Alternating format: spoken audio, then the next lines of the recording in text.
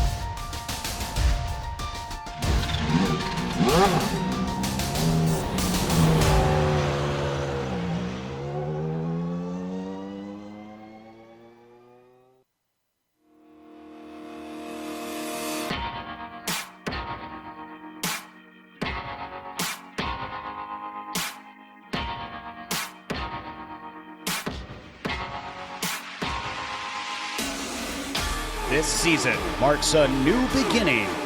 Witness the raw power, iconic sound, and pure speed from the historic Lotus 79. Experience the competition and glory days of early 80s open-wheel action. Watch as drivers wrestle these ground effects cars into submission. Drivers will face off wheel to wheel. For some, it's a chance at redemption. For others, an opportunity to make a statement. All sharing the same goal, to be crowned champion. Who will be victorious tonight? The Lionheart Retro Series presented by Butt Kicker starts now.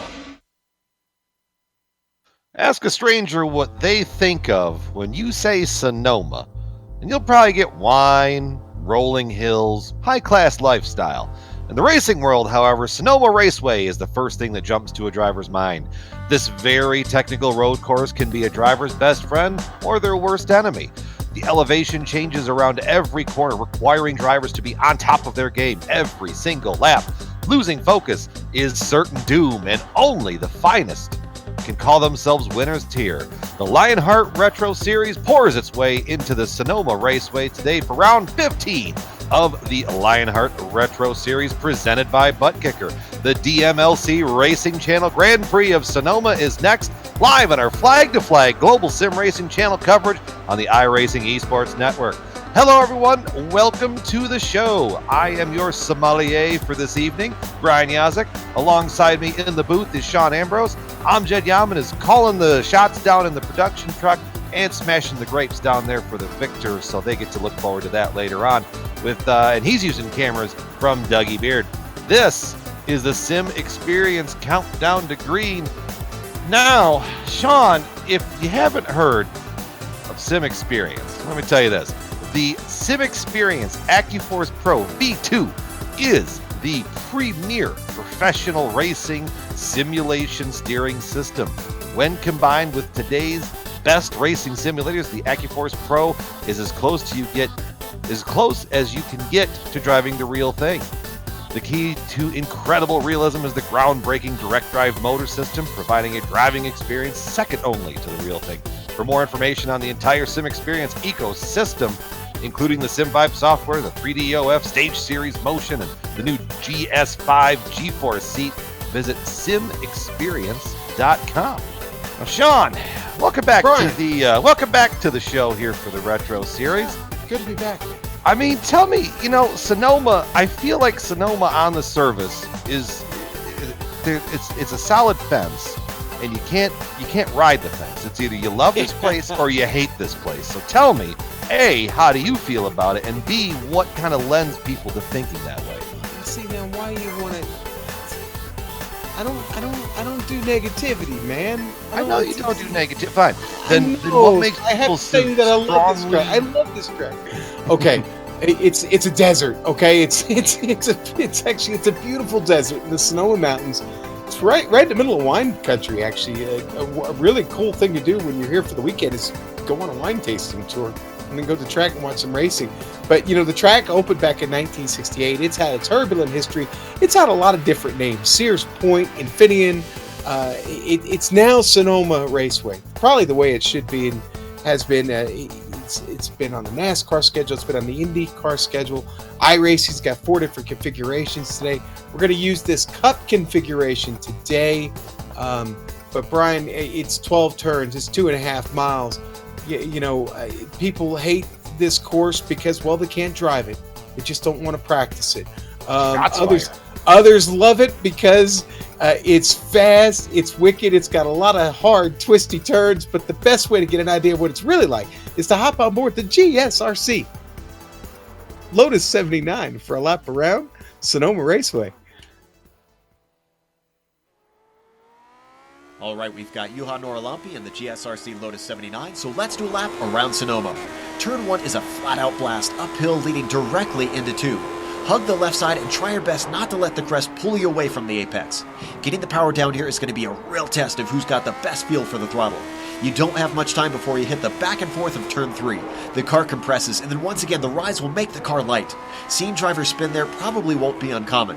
Heavy braking into 4 means sometimes sneak attacks are possible, but I wouldn't bank on it. Keep your foot in around the sweeper of 5 and then hold the car off to the right for the entry to the carousel. This difficult diving turn will require both patience and getting to the power as early as possible to get the most out of it. That's because it dumps you onto the backstretch, which in this layout will fork off to the left. Tuck it right up to the wall, and then the braking for 7 is where you can expect to see most of the drivers attempt an overtake. The hard part is nailing the double apex line around the squared off hairpin. That leads us into the S's, and in the Lotus it's mostly flat out with a big lift going through 8. Expect this to be a single file section of track, and unless someone makes a huge error, passes are unlikely. What's incredible is coming through the fearsome turn 10, you're still not lifting. If drivers can withstand the dirty air, they'll be rewarded with a chance to pass into the hairpin of 11. But there's absolutely zero runoff with it being a simple tire wall around the outside. Missing your brake marker can spell disaster. Square off this last corner exit, straighten out the kinks on your run to the line, and you've now finished a lap around Sonoma.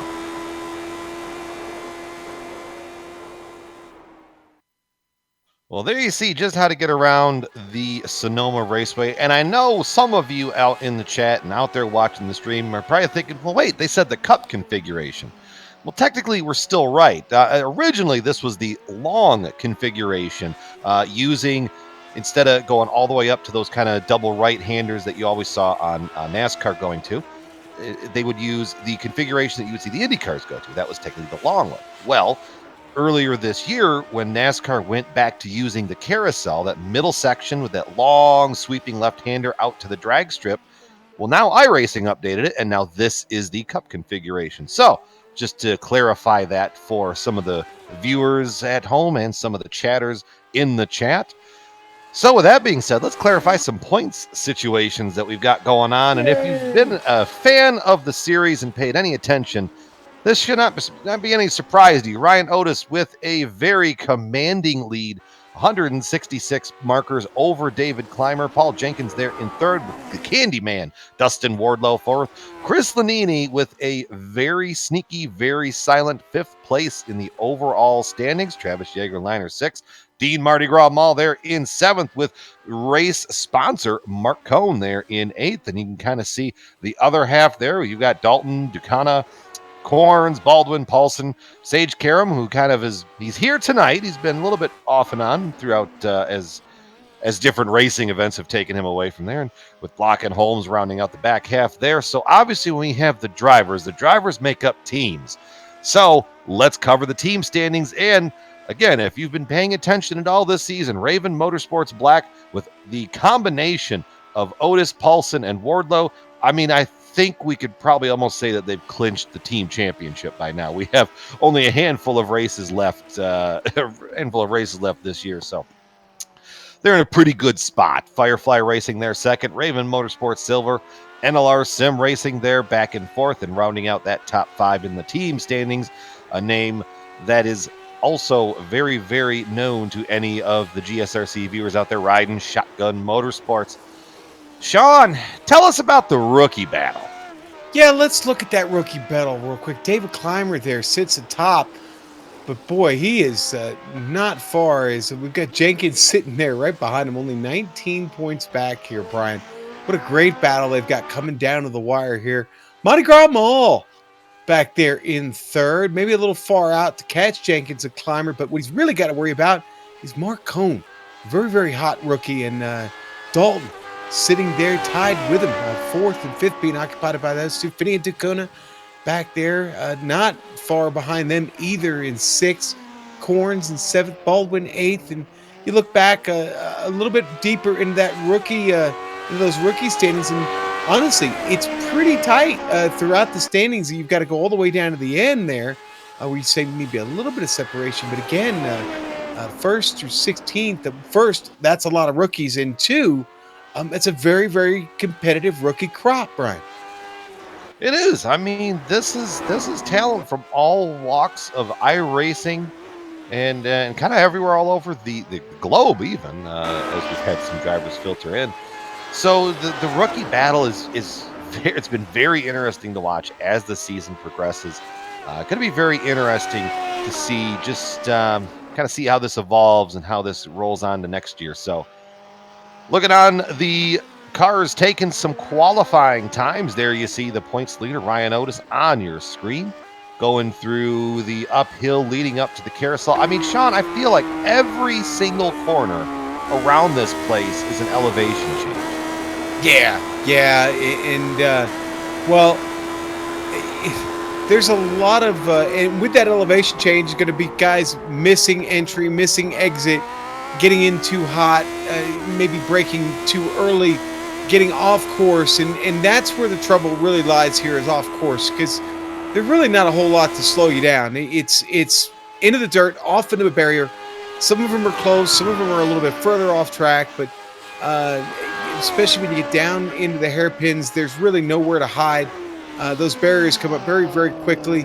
You've got to watch those tire barriers to the inside as we watch Otis get that hairpin worked out very clean on his way to the start-finish line, and this will not be his best. Well, no, that was his best lap there. So that gets Otis still in P2 here in qualifying. But again, it's like I said, that the sand around this track provides a bit of a problem, as getting off the track can never be good. Getting back onto it can be less than easy. And with traffic all around you, this could be trouble tonight for these drivers.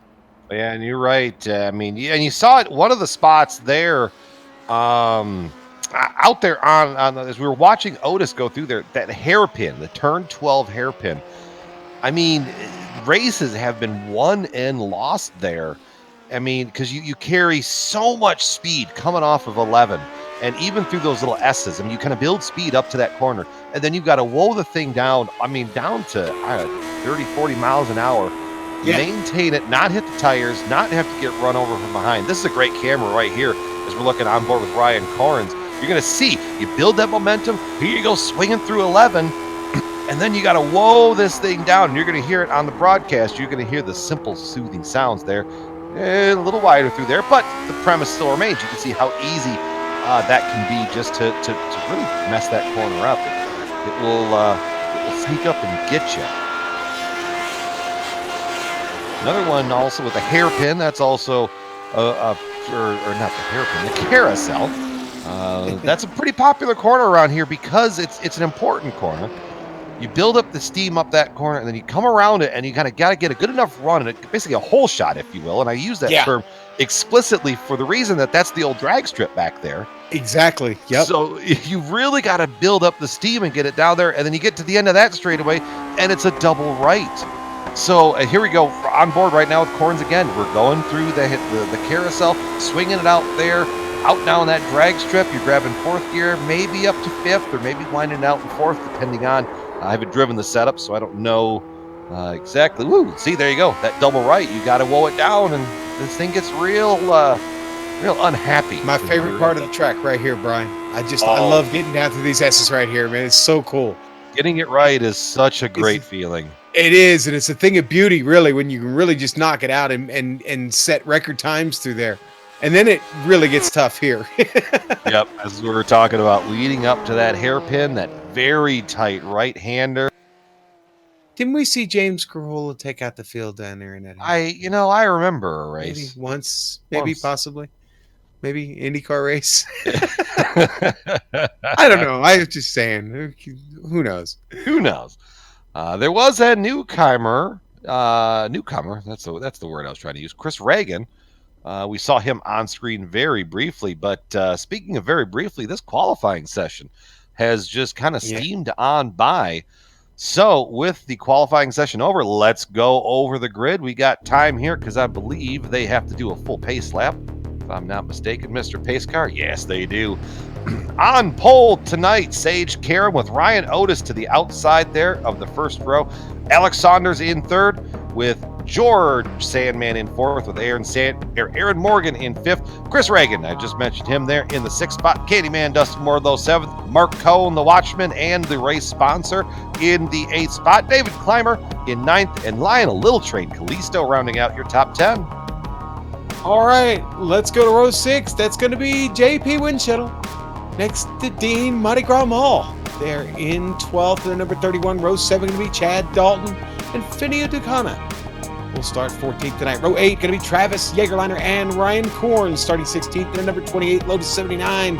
Row 9 going to be Mike Belair starting 17th tonight, and James Paulson 18th. Row 10 going to be Paul Jenkins and old timer, we'll call him a graybeard, maybe even Chris Lanini starting 20th tonight. I was talking to Chris before this one, and he wasn't too super excited about coming here.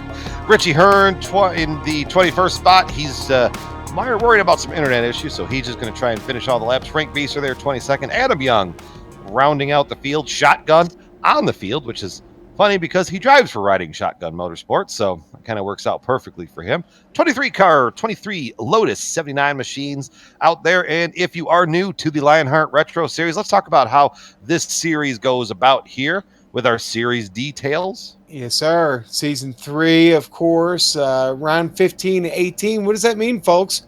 Well, it means season's almost over, so you better stay tuned in. 2 drops are in play. This is the Lotus 79, the beautiful Lotus 79 championship winning car. It's a fixed setup, but it's been fixed by the league. They set the setup and they give it to the drivers, and everybody agrees on it. This is the thing everybody needs to pay attention to, Brian.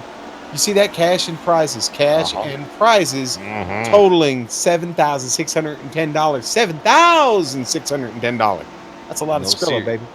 Yeah, and those series details brought to you by Minus 273. Minus 273 is the premier name in karting gloves. They're industry-leading gloves, super lightweight, durable, made of breathable poly spandex. Whether you're a kart racer or a sim racer, Minus 273 gives you the control to reach victory lane. For more information on Minus 273's full line of gloves and apparel, visit www.minus273.biz. And don't forget, we have a promo code LHRS. That gets you not 23%, not 24%, but a whopping 25% off of that store. Just clicking around that website, real easy to spend some money there. We're going to have some onboard cameras here for you tonight in the Napa Valley region, and here we are on board with Mark Cohn. He calls this the Pink Panther Special Paint Scheme. Really excited about that. The DMLC Racing Channel on board, looking over the driver's helmet. And then from there, we're going to go to Ryan Otis in the Clipping That Apex camera, looking out over the right rear tire, one of my favorite camera angles of all time. And then from that, we're going to go back to James Paulson with the Viva Motorsport onboard camera. There Viva! You see James right there. Viva! Could be fun. Fields working their way through the left-right combinations. I don't have a name for it, but we're going to call it that right now. Sean, I hope you're strapping in, buddy. I'm strapped. I'm ready. Well, ready to go. I'm ready to go. Yes. All right. Field working their way through the aforementioned turn 11 with that wall waiting for them if they make a mistake, trying to get that line sorted out there. There you see, newcomer there. Pace car is off. Field is going to be in the control of Sage Karam, working their way through turn 12, the hairpin. And they get around the corner. It's not going to be long here before they are going to be on that gas pedal, getting it going, bringing them down. Green flag is out. We are underway at Sonoma. Sage Karam getting a big jump away from Ryan Otis. George Sandman and Alex Saunders working their way in. Saunders getting a good run up to the back wing of Otis, and Saunders kind of misses the corner back there. Here comes Sandman making a run. He's going to have the third spot going into the uphills section. Brian already going line astern throughout the field. Everybody playing it pretty careful here. Mardi Gras Mole taking a look to the inside, trying to pick up a couple Mardi Gras around in the dirt. Oh, no. Coming down the hill. We'll get back to it. Everybody's safe so far. Yeah, now Mardi Gras, at least if you didn't do any damage to the under part of that car, you should be all right. Just get a little dust on the tires and get going down the road and shake it off. He clattered it pretty hard over the curbs, and they may have some damage under there. He's back there battling with Richie Hearn right now, trying to get around him. This is one of the greatest camera angles, too, as you can watch the field slope through there. Ooh, their car? Oh boy. It was Belair off the Belair. track. Probably get back to that. Do a replay Right, of here we go. that. Mike Belair, the first one to meet the tire barrier. He just coming up through here. Car gets It happened right in front of Richie, too. It happened right in front of Richie Hearn. In fact, I think Richie might have made contact with him. And here's Richie just trying to ride. Yeah. Here's from onboard Mardi Gras here. Oh, this is the first This incident. is his incident, right? Exactly. This is a very hard corner to get. It seems pretty easy, but then you step on it. Yeah, And I think he might have gotten a little too You much. get a little bit of help. Yeah. A little bit of the curb from the inside. I think he got a little bit too high up on it and brought the rear end around. But he did survive it, but I just wonder if he's got some under tray damage because of that. Well, time will tell as the race unfolds. 50 laps on tap tonight. We're already on lap 2. From what we could gather from the whispers behind the garage, or behind the haulers, 20 laps to 22 laps is about the extent of the fuel window. So we're probably looking at a solid 2 stops. That's kind of what they were talking about at the water cooler there. No, somewhat. I mean, there are a couple drivers throughout the field that they can make good fuel mileage. I don't know if you're going to make up that much, but stranger things have happened. Good battle, though, shaping up. Bunch of cars lined to stern here. It kind of all capped off with the Candyman, Dustin Wardlow. Yeah, it's a battle for P7, really draped behind him. About 6 cars in this battle. They get really close, so run it up there. David Clymer almost gets into the back of the Candyman. Goodness gracious. Dustin's trying to just get away. Mark Cohn's got a little bit of a gap ahead of that, working their way through turn 3 this time.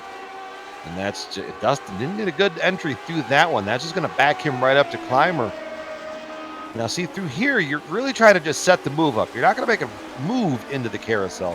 What you're going to try and do here is kind of ride in the wake and see if you can pull a draft down that straight, which doesn't look like he's going to be close enough to make a move. Even the most daring drivers, I don't think, is going to send it from that far back on lap 3. But hey, we have seen stranger things here on the Global Sim Racing Channel.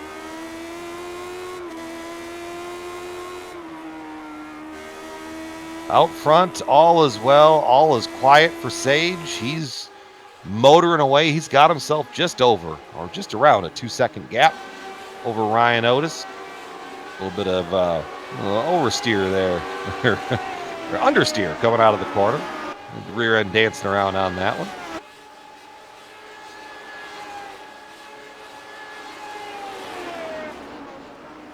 Let's go back. Where are we looking here? Travis Jaegerliner and Chad Dalton. It's a battle for 13th, working its way up turn 1. I've been watching it. Here comes Jaegerliner with a move into the hairpin. Oh boy, side by side coming off exit here. Dalton loses the car just a little bit under him, but he gets back to the power. Did he clip the wall coming off there? It looked like he might have with the left front.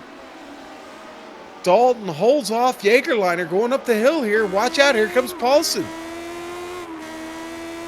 We go on board with Paulson, that Viva Motorsports camera, working their way through the carousel.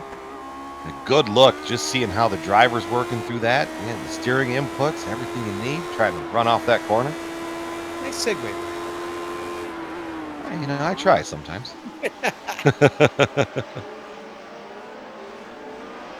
You know, a little deeper in the field, I think Jenkins and Mardi Gras Mall is going to be a battle here in a moment. You know, Dean had that problem right off the start.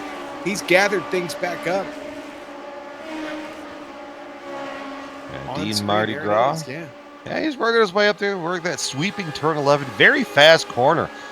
Really easy to overdrive, and see Richie Hearn kicking up some dirt back there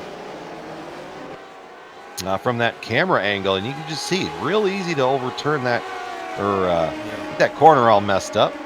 And I was right earlier. Richie did unfortunately pick up some damage. The left front wing is definitely bent on Richie's car. Oh, we got a spin car at in the the middle of top the of the track. hill. JP Winchittle. It's Winchittle. He's holding it together, getting back out of the way. What happened there? Look at the replay. I'm guessing. He probably had a little too overzealous trying to get through that corner. Yeah, all by himself. Real easy to do because it's an uphill to the right. Real easy. Goodness, look at the heads up driving. Nobody hit him as he's just sitting there. Amazing. And that was all as we were talking about Richie there coming through, and that broke loose. And Richie has picked up 8 spots, but again, I'm worried about that left front wing on the car. Time will tell if he can be able to work with that. Well, this is a good little battle here between Paulson, Maul, and Yeah. look at Ladini sneaking back up into there.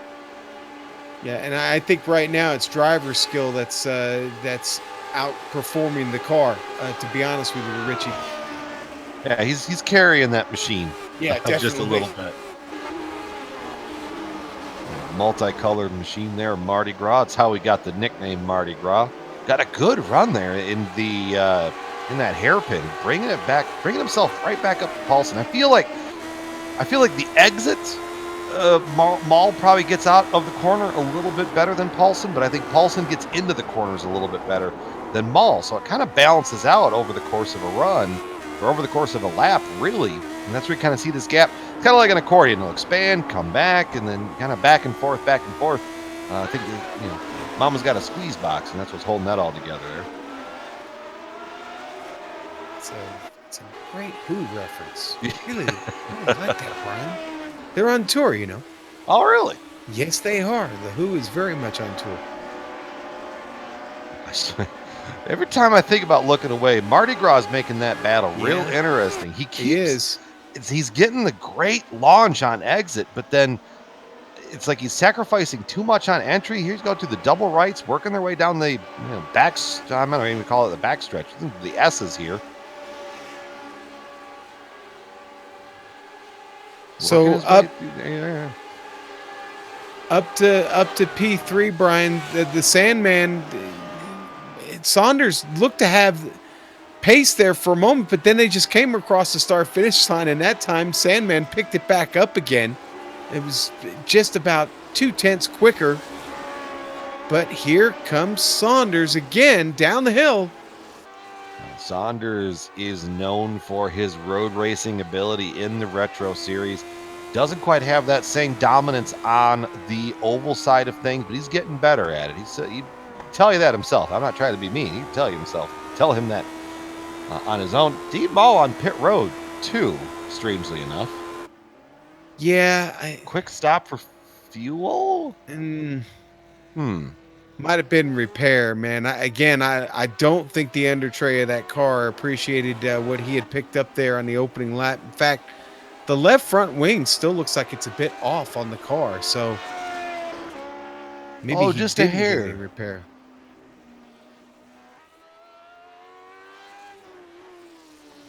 Go back up to the battle for the 7th spot. Mark Cohn has it. Candyman Dustin Wardlow sneaking in there, taking out a cone while he's at it too. See this beautiful helicopter angle, looking out the back here of the Pink Panther Special. Mark likes to call that machine. Obviously, with the league in the month of October.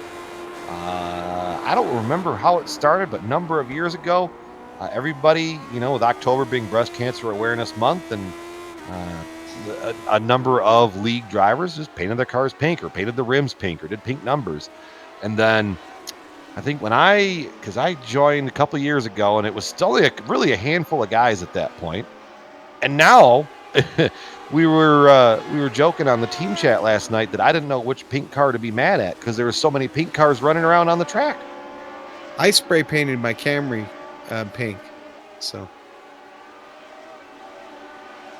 we're gonna watch this replay here on Winchell. Yeah. What happened is the night just continued to unfold, I think, unfortunately for Winchell.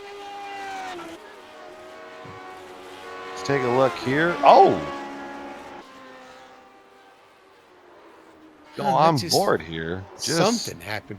I wonder if is that possible hardware failure there? I mean, you usually don't go straight off there on purpose, but let's go on board here.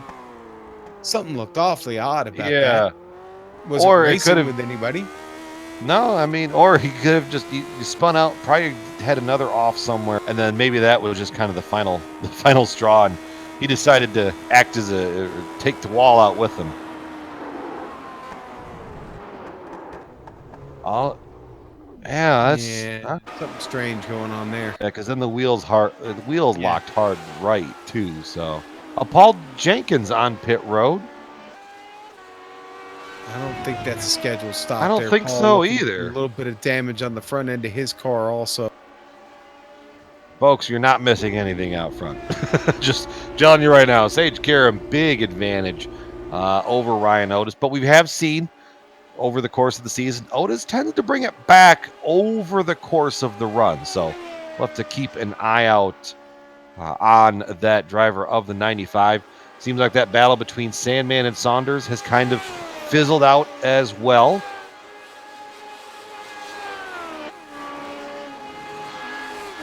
Winchell out of the car.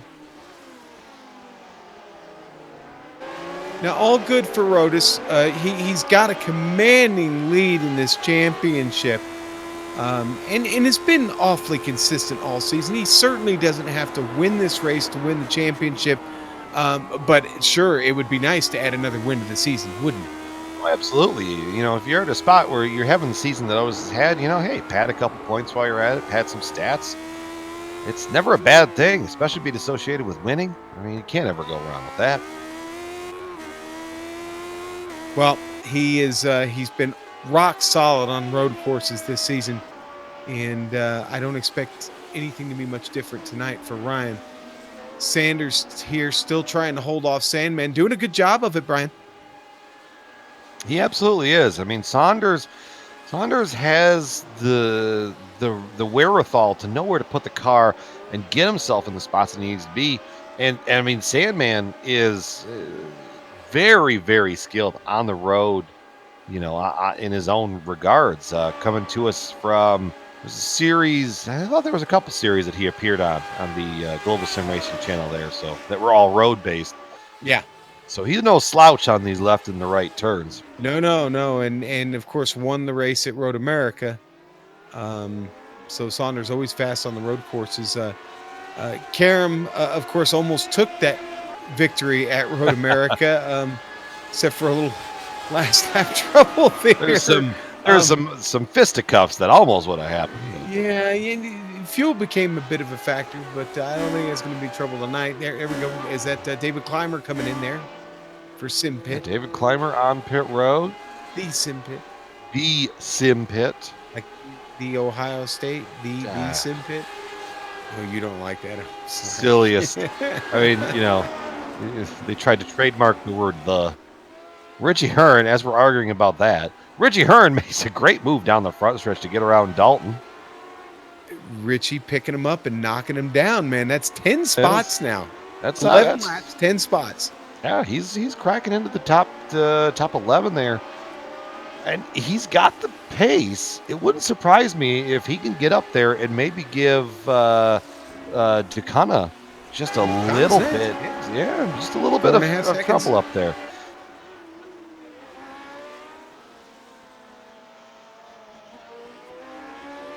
Richie, a little worried about his connection, decided to start at the back of the pack, not mess with qualifying.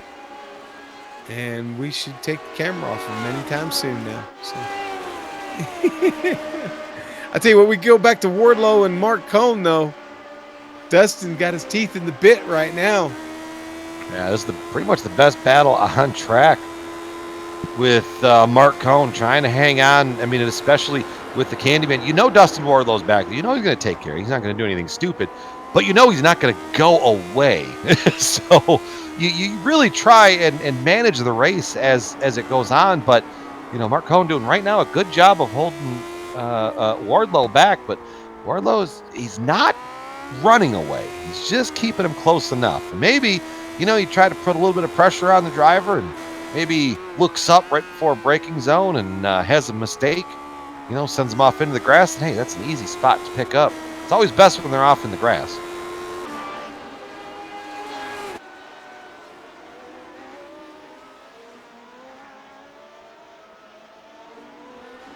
Just up in front of that, Chris Reagan in the 5th spot, newer name to the Retro Series. Boy, yeah, new to me, for sure. Put it on there. It's a solid 5th place effort here in that Lotus 79 machine. I want to say it's not his debut race. He was on a couple weeks ago. Okay, I think it was at an oval. Yeah, I think it was a couple weeks ago, and now he's kind of back for this one.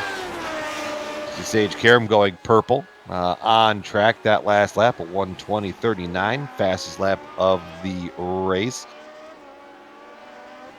Sage Karam, free and easy down the road he goes. He's absolutely stomping the grapes out here in Wine Valley, or Napa Valley, home of all sorts of good wines and fun things of that variety.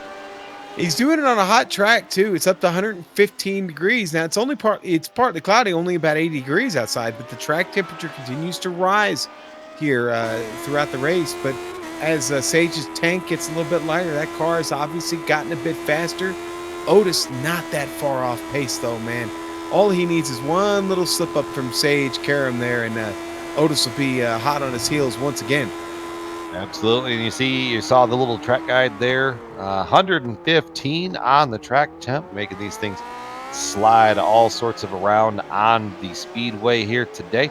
Now, and you talk about, you know, as the fuel burns off in these cars, these cars love it without the fuel in it. Yeah, it's kind of the most backwards car I've ever driven because you don't have to change the tire, and you know, it's just the way that it gets so light and so grippy, but that comes with such a fine edge because we've seen on the ovals where these cars are driving around with low fuel and they'll just snap around. So there's kind of a really good side and a really ugly side to the good side. Getting a report too from JP Winchettle. No hardware failure, just lost focus and hit the wall. Oh, no. That's a shame. That is a shame. It was looking solid in that machine tonight. Can't wait to read what his Facebook post for the race is tonight. Usually he's pretty creative there. Let's go up to Frank Beezer with a little bit of trouble. Yeah.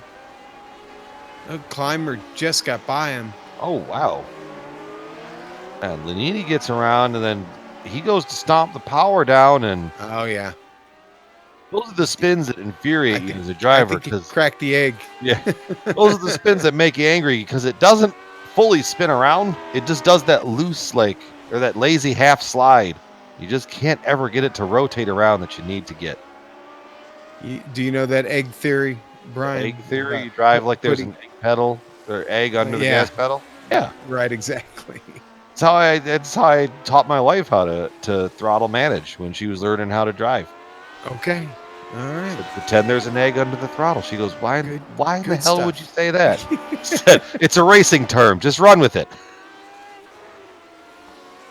Otis, he's responding back there with a fast lap. Maybe he's just now getting into his rhythm. 15 laps. Now he's into his rhythm. I've said, you know, it all changes now.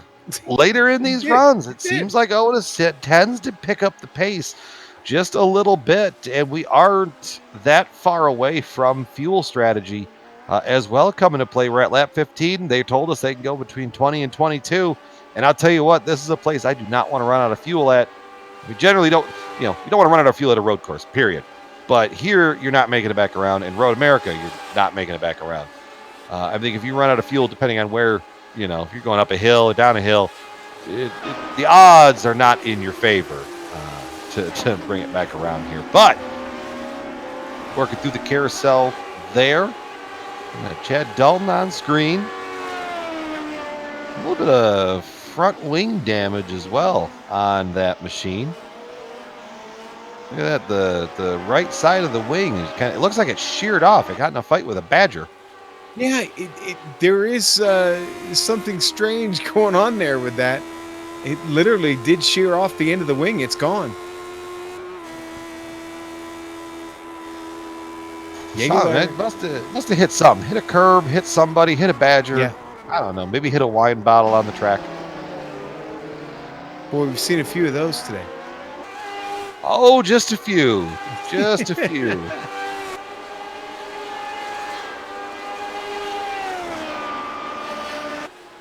Legendary here in this valley. When the series comes here, the NASCAR Premier Cup Series, the winner, the trophy is a big bottle of wine. Which when Clint Boyer won that a couple years ago, boy, I couldn't imagine that post-race party.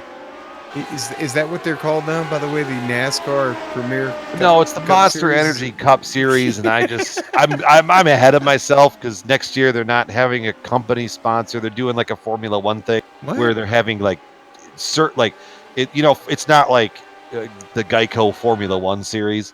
There's the Formula One, and then they've got like a heavy advertisings for certain brands. Okay, those are their premier brands. Guess I need to watch me some more NASCAR. I didn't know that. Well, they're heading that way for next season, so all right, it'll be the Premier Series, potentially not Cup. I don't know what they're going to do on that one, but it'll be the Premier Series, and then certain spots will be sponsored by certain companies. So when they have their big West Coast swing at the beginning of the year, that could be sponsored by Coca-Cola, and when they come down south, yeah. You know what sounds really good?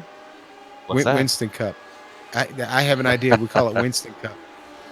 It's just a thought. I don't know. I mean, that was that pesky thing called the government and cigarette advertising. Yeah, but, that's all frowned upon.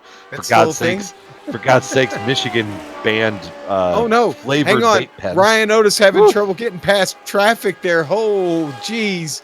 That was a moment. Had a little bit getting by our buddy Adam Young there, riding Shotgun Motorsport. Adam was about to make the highlights for not the good reasons. Not the top 10, right? Yeah. And Adam's struggling with it right now, getting out of everybody's way. Yeah, he's just gonna try and find a spot to go away and just get out of the way as fast as he can. Lap time wise, that stalled out that momentum pretty good. Slowest lap I've seen Otis tick for the last couple. Yes, now put him about 5.5 seconds back. Something's happened to Travis Jagerliner here. He's still rolling around on track. Paulson just got by him. I'm trying to go back and see what happened. I think he made a mistake. Yeah. Going into the carousel, the car just...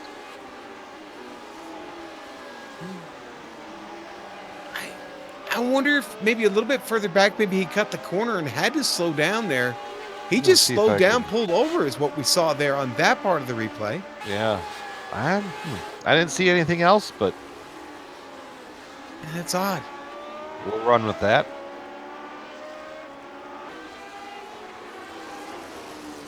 Yeah, it's right now, the only close battle, if you want to call it that, is really Sandman and Saunders. I guess you could throw Ryan Otis into that mix because they're all only separated by about 2 seconds from each other. Yeah, you got Otis leading the charge. Sandman locking up the brakes there through the hairpin down the front stretch, which is really kind of an oxymoron term because you're really going straight for that little small section by the flag stand. Going on board here with the purple machine there of Saunders. That turn, that second turn, that uphill right-hander, that is a beast of a corner, Sean. Yeah, it is. I rarely get it absolutely right, Brian.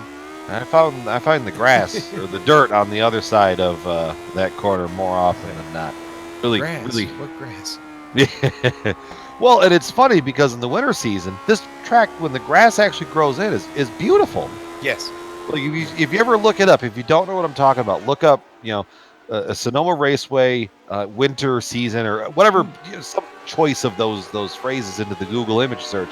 And the track it looks gorgeous, but all this dirt grows in because it's the winter season, and I'm using air quotations for that in California, and all that brown that you see on track, it's green.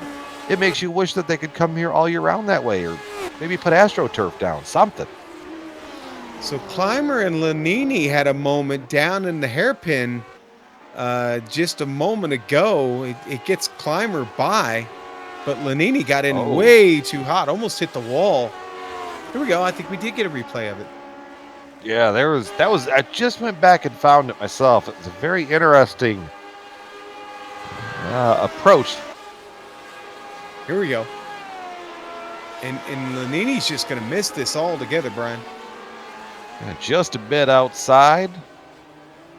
A little pressure, maybe? Look, well, that's what I was talking about earlier with Wardlow and Corn. You just kind of look up at maybe the wrong moment, and it takes your eyes off of the braking zone or your marker. You miss that. Might have got spooked there for sure. Very easy. I mean, you try to look up in the mirror and see what's going on, and next thing you know, you're about firewall deep into the tire barrier. Good battle, though, shaping up here around the 12th spot, too. Chad Dalton, James Paulson working their way here through turns 3, 2, 3, 3A, 3B. It's kind of an odd layout there, but that sharp right-hander, don't get too wide there. You put a tire off there, you're more than likely going to find the dirt on the infield there. Tell you what, Paulson is on. He's chewing at the bit here, working their way through the carousel this time, down this little back stretch. And it's even, I was going to say, even more impressive with Dalton with that wing damage. Yeah, he's really done well to not let it affect him. I mean, honestly, he may not even be aware that he's got wing damage unless he's got somebody spotting for him or already put that in his head. He may not even know. The car may not even feel off to him. I mean, in true, old racing style, he needs someone to stand out there with a pit bull. Right. Chalk on the board and just lean out over the wall. Right wing gone. He's taking a little bit of a defensive line. And so I'm thinking that Dalton there was starting to feel the pressure just a little bit. He took a little bit more of a defensive line, which is more of a shallow entry into the corner to try to block someone from making a dive bomb run on you. But Paulson is keeping up with him through the uphills, though.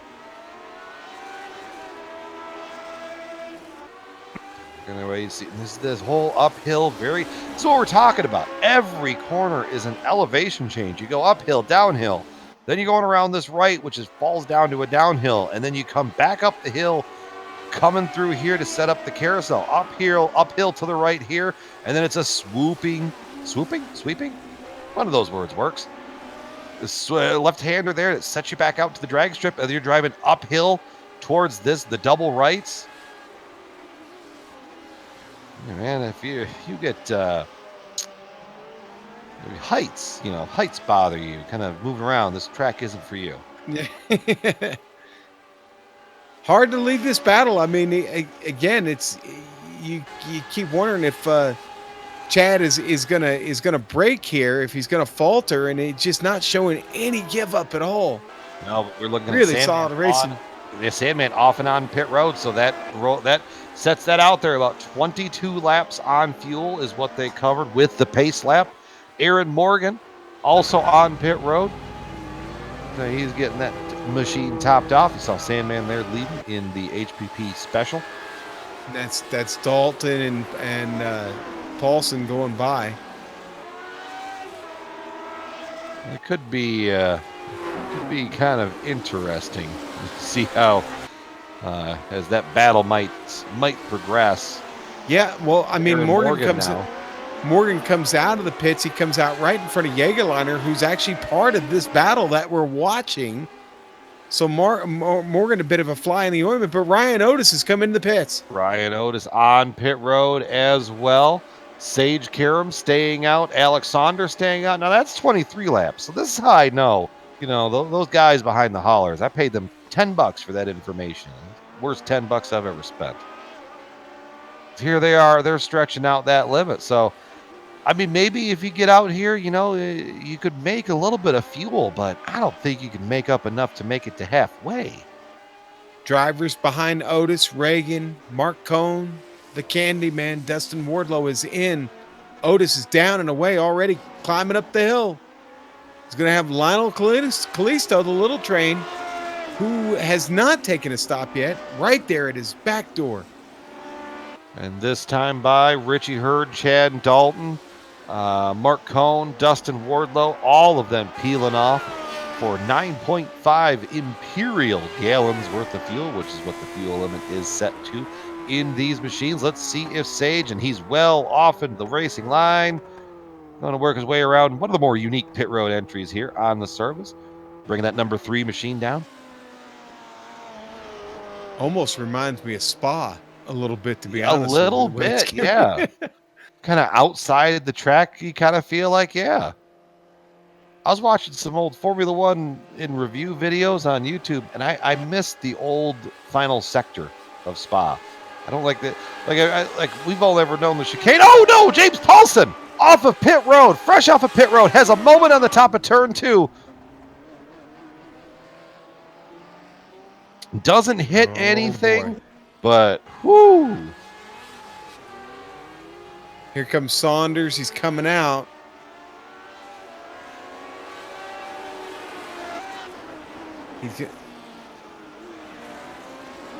So he manages to jump Sandman and Otis with a much shorter pit stop by a couple of seconds. Well, that and putting in probably a yeoman's effort on the track as well. I mean, he probably got on pit road real good, got off pit road real good. You know, there's a couple different ways to make up a time through there, and I think Saunders nailed every single one of them. So for the first time in a while, Otis finds himself out of second place, not chasing Sage Karam anymore, but chasing Alex Saunders now. Who we warned Saunders is hot right now, man, and this could be his night still yet.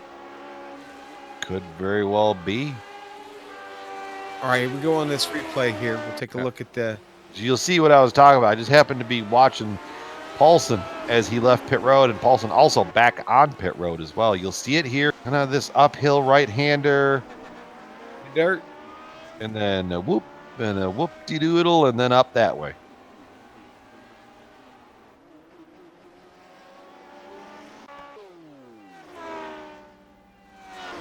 Go back live. You see Paulson sitting in pit road, maybe getting... He had some front-end damage, or...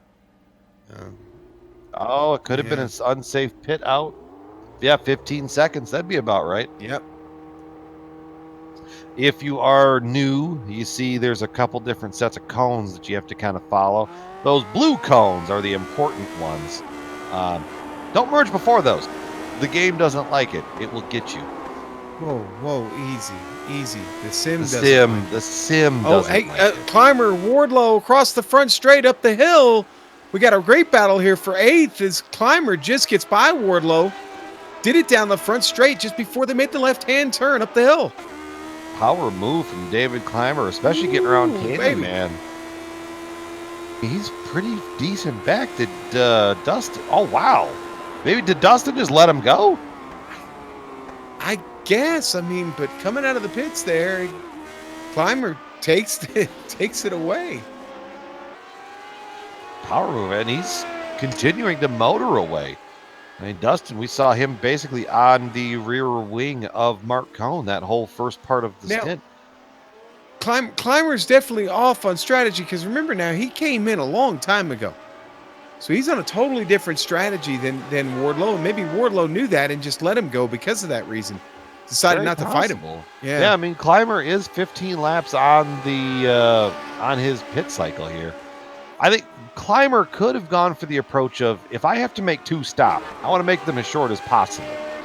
So instead of running the fuel tank all the way empty and then refilling it and then get towards the end and doing the same dance again, he took his short stop at the beginning, run it beyond halfway, get it to the window, and then take just enough fuel to get to the end. Fun little play there from that.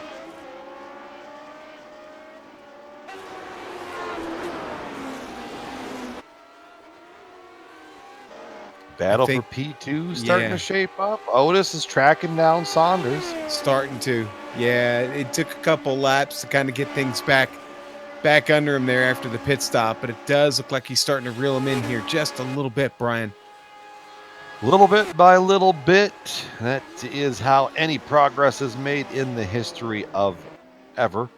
And in this case, around the Sonoma Raceway, it's just how you've got to make up those gaps. A lot faster. Fastest on track last time for Otis. That last lap. The lap before, that exact last lap, Saunders evened him out 64 to a 67. It's amazing. We're halfway into this race, and we're still talking about margins, literally, that are thousandths, three 1,000ths of a second apart. Absolutely. It's the type of action that you get here in the Lionheart Retro Series, presented by Butt Kickers. We're on board Ryan Otis with that clip in that apex cam. Looking over the left shoulder. I love this camera angle too, because you're looking over the left shoulder and you kind of see how the magic happens. You can watch the input from the wheel. You can kind of get a sense of how Otis is driving this place.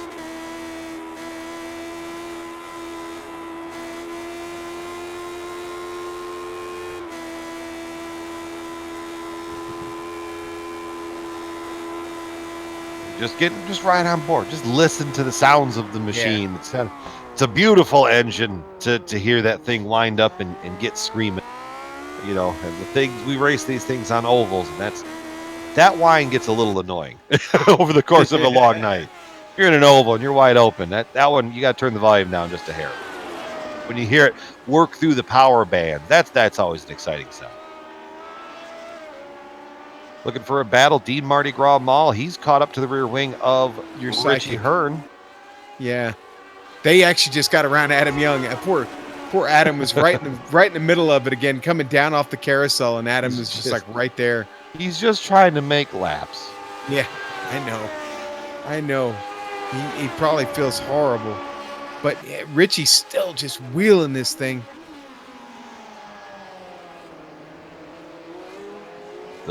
With the strength of 1,000 oxen, Richie Hearn wheeling that number 70 machine around this Sonoma Raceway. He's on board here from Mardi Gras. Listen, Richie is hot right now in the racing world, okay? He's coming off a victory last weekend at his local dirt track.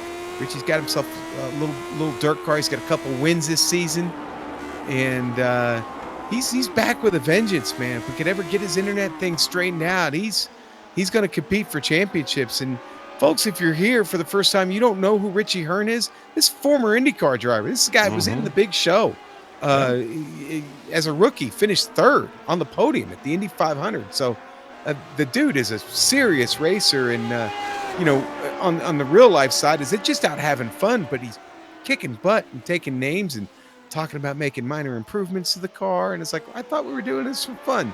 You can tell every time you talk to him, he's still got that fight in him, man. That driver's instinct, it never goes away. No. I mean, you see guys that are racing into their 70s, that kind of do that. They have that fire and that drive and that passion. Richie's not that old. Man. No, but just to echo your point, he's not old or washed up, but that instinct never goes away. I mean, it's a racer mindset. Yeah, my dad's talking about getting in a car next year. And anyway, yeah, talk about people that are in their 70s. So he's not listening. It's okay. I don't know. Fathers never do sometimes. There we go. On screen here. On the DMLC Racing Channel, onboard camera looking back on Mark Cohn's machine there, the Pink Panther. Clymer, been there with him for a while. But again, remember, Clymer on a different pit strategy. In fact, he's coming up against his window here pretty soon. He is. I mean, he's probably, if we go off what the leader's pace was, that was 23 laps. He's on lap 19. With Yeah. Maul, the other one kind of on that alternative strategy. Right. But with everybody else still needing to make one Oh, here he stop, I goes. mean, him being included, there goes Climber now.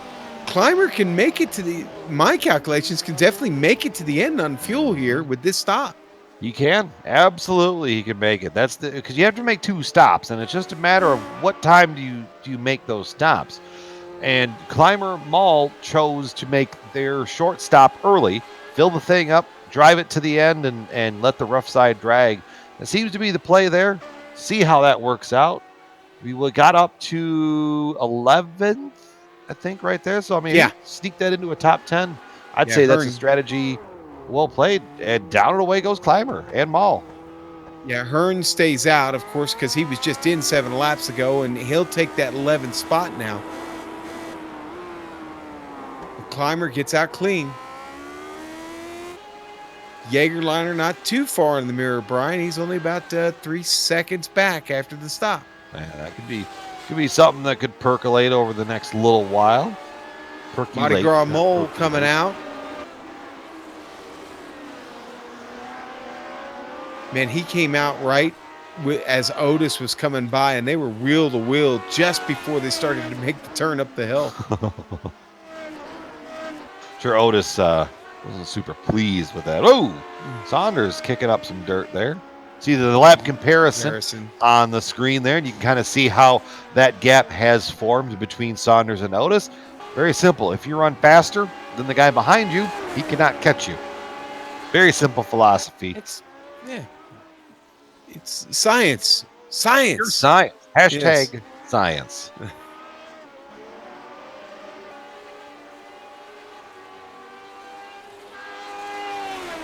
Just poking my nose around the track here, kind of seeing what's out there, what's happening for these Brian, drivers. Yeah. Who is this Chris Reagan guy? Why aren't we talking about him more? I mean, he's still hanging on to 5th.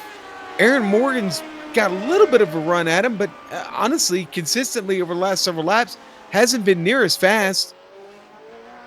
No, but Reagan is he's just a yeoman effort here, just making the work and putting it in. I don't know him. Sorry. Guys, I don't have any info on him. I'm going to make an attempt here real quick. Good.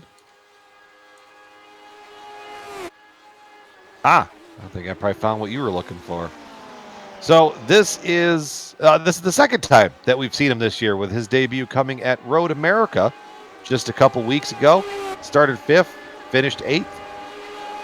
Maybe he's a road course racer and doesn't like the ovals. Well, I'll tell you what, he's we're seeing a lot of them then, hopefully here, because over these final 4 races of the season, 3 of them are at a road course where you have to go left and right. So if we're counting this one, that would be, obviously we're here in Sonoma. That's race 1. The next race is at Laguna Seca. So the legendary corkscrew awaits these Lotus 79s. And then right off of that, they go to Canadian Tire Motorsport Park. Oh, riding the dirt. And maybe Adam just called it a park job right there. Just said, all right, that's enough. Out of the car. He did as well as he could right there. I applaud it. He knew he didn't have the speed. He knew he didn't have the pace. He was just going to try and ride it out. Fortunately, that meant a trip into the mounds. Looking up there, Sage Karam working his way through some slower traffic on the field. He's up behind Chad Dalton. Sage getting very aggressive. They're going into the carousel, making that maneuver work. Oh, no. Who was that off there behind Sage?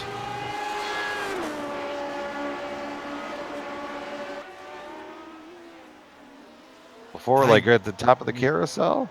Yeah, it was back there in the distance behind Sage, and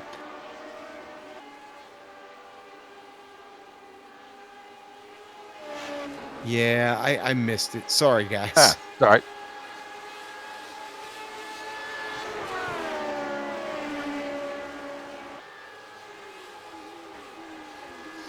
As Sage paces around here, Jägerliner getting way out of the way for him. Good battle right there on screen. Chad Dalton, Ryan Corns, these two just can't seem to shake off of each other. Nope, Chad's still making it happen there with that damaged front wing.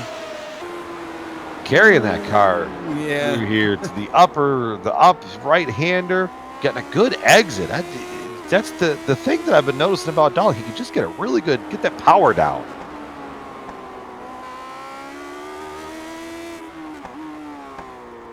Working their way through the turns 3A, 3B. Leading up to the carousel, literally leading up to, because you go uphill and then you go back downhill. They've been just about as evenly matched in pace as anybody in this field. Yeah, you really, when you look at the lap times between the two of them, you can't really put too much between the both of them. So you just kind of trading blows. It's like a heavyweight fight. Exactly, yeah.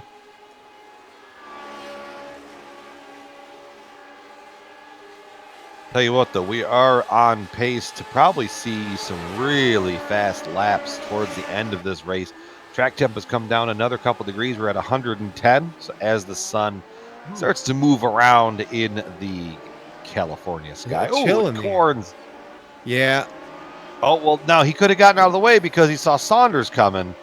But unfortunately, that put a big gap up to Dalton. But now Dalton is going to have to get out of the way of Saunders. So it could very well bring that gap right back to him. He goes off in a wrong spot. He gets the spot that way. We'll just see where Saunders catches him here. Looks like he's going to catch him through the carousel. Traffic in front of them in Travis Jägerliner up there. That's not really traffic. That's his position. And yeah, right there into the carousel. Oh, see, that's not where I want to get caught. Not really. He's going to get the advantage of a little bit of draft if he stayed in it, but he's not going to. Dalton had little interest or Saunders had little interest in giving any help to Dalton there.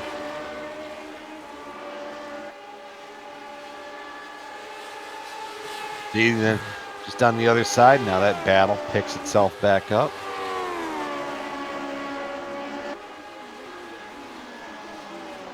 Oh, that was very aggressive under braking. But he made it stick, got on the binders hard, lost it all on exit. Lost it on exit for a reason, because here comes Ryan Otis working his way through the field as Sage Karam rips off another fastest lap of the race, a 1:20.18. Goodness gracious. Jeez. My, oh my. For point of reference, there are only 3 drivers that are lapping in the 120 bracket. Right. The other two, stop me if you've heard this before, Saunders and Otis, their lap times a 20:64 for Otis, and Saunders that last time with a 20:88. And we just saw Sage run a 18. So, driver of that number 3 machine is on the button tonight. Otis now having to deal with the other slower traffic of Clymer there. Clymer giving him plenty of room. Someone out there giving him plenty, giving everybody plenty of room. That was Jägerliner. Yeah, that was actually Jägerliner. That I don't want to be a part of nothing, guys. Yeah, and Dalton that he just got around.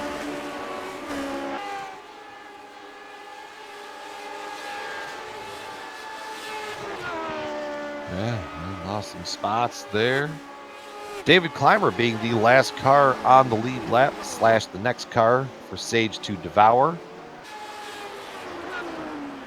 Who's that on pit road? Is that Sandman? Sandman. Yep. Sandman on pit road. Calling it out now, making his final stop. Enter Sandman. Yeah, I did that. I'm sorry.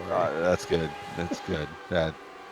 You're hardly the first to make that I pun this year, know, Sean. it was terrible. I'm sorry. All right. Please, It's all right. everybody. But, I feel sometimes shame. we got to get creative with this, though, because it is Sandman.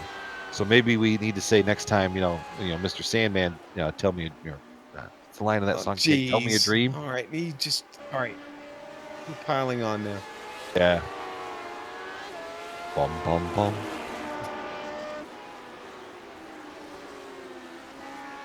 Well, George, he'll be good now, obviously. But the first of our drivers there, really in the top 10 to step out and decide to get in there. Well, I mean, you're not gonna beat the guys you're racing with if you do the same damn thing Yeah. that they do. That's right. So- I mean, you're absolutely right. Why not try something a little different? Yeah, I mean, comes out in fourth.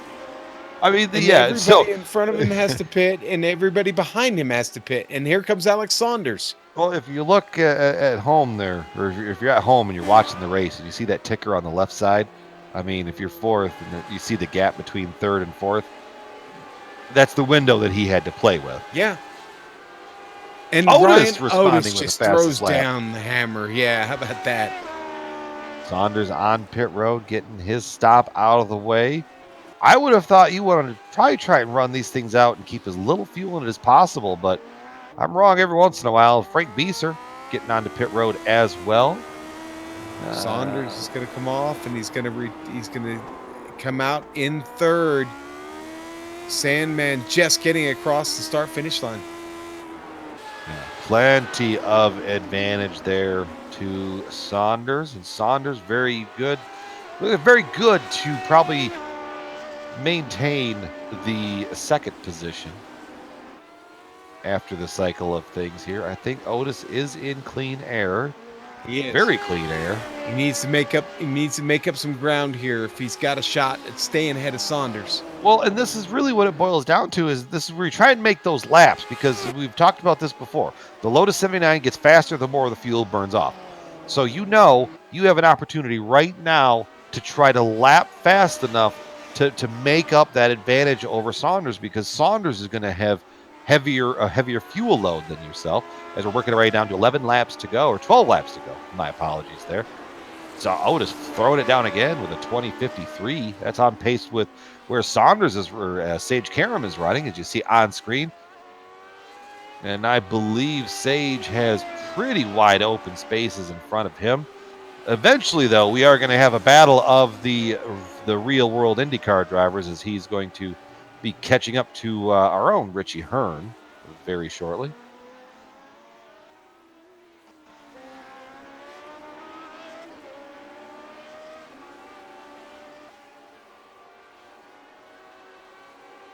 Got to work with Richie today. He helped us out and was calling the VTEC Series Audi TCR race today here on GSRC. And it was at Road America, and he was talking about some of his experiences there.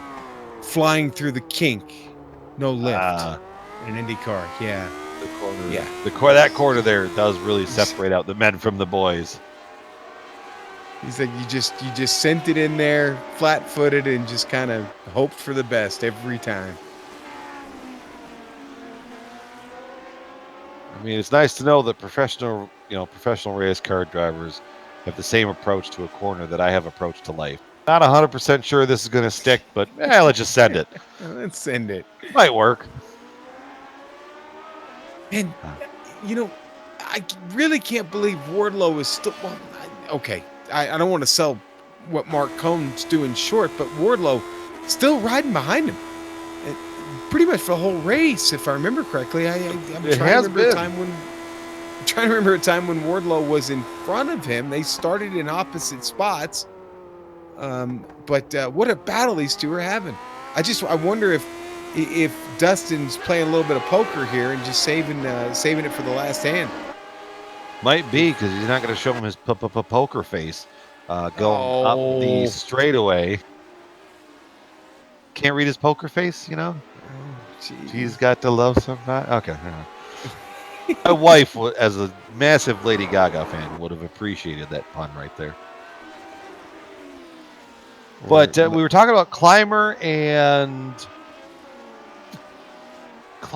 Corns being evenly matched throughout the event, and I really feel like Wardlow and Mark Cohn,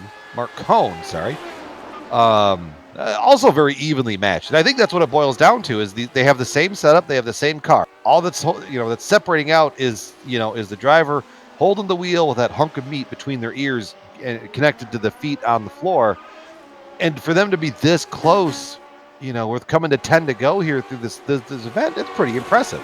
Yeah, and I know this has not been a great season for Dustin. He's just not had any luck on Been a year the to retro forget. side or the IndyCar side, and the hits just continue to keep coming. So, boy, getting another spot in this race and finishing it with a checker might almost feel like a win to him here at this point. He's had a hell of a drive. This is a battle of a couple of Californians going at it toe to toe. California knows how to party. Yes, California love and California driver. Props if anybody. There we go. That was a slow burner. I like that one.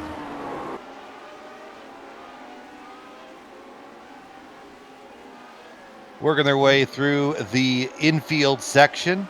You see that lap comparison. I mean, just trading it back and forth. But I mean, with the exception of lap 37 there on the screen, I mean, that's half a tenth essentially. That's separating out two guys over the course of 2.3 miles or 5.383 for our metric friends across the globe. Look at that, Brian. I don't know if you saw that up top, but Otis just went 120 flat. Woo! Yeah. Well, and Saunders was a 120.63 that last time. So I think when Otis makes his stop, he is going to be the one that ends up in front of Saunders. Now, Saunders might have a little bit lighter fuel at that point. So it's going to be interesting to see how that balances out. As you see Chris Reagan on pit road and Mark Cohn as well on pit road. So the final die is starting to be cast here at Sonoma with 9 laps to go. I wonder if Wardlow is going to take a little bit of a book or a page out of Otis's book here and maybe try and go a couple of really, really hard, fast laps and get that advantage he needs on Mark Cohn. Well, remember, Wardlow and Otis are teammates, so I'm sure that came up in the team chat there. Well, they are currently on the exact same strategy, and Otis is in. Otis is in this time. I'm watching Saunders as he's working his way through the S's. Let's keep the camera focused here on. We're going to keep it focused on Saunders. I am going to focus on Otis. There we go. We'll balance that out. See on screen working his way down through the hairpin. Very tight section. Otis is in his box. And Otis is rolling at the end of pit road. Very short stop. Where is he going to come out in comparison? It looks like Saunders gets the advantage. That gap must have been bigger than I had initially thought. I'll tell you what, though, closer. I'm gonna give a hats off to Ryan Otis. That was a hell of a stop, a hell of an exit right there.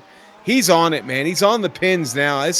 He can get this done, man. We're talking a little over 7 laps to go in this race. Into the grenade in the teeth, and he is focused. All of this happening behind Sage Karam, still well out front. No threats for that driver as he is on pit road right now. Final stops happening here at the DMLC Grand Prix of Sonoma.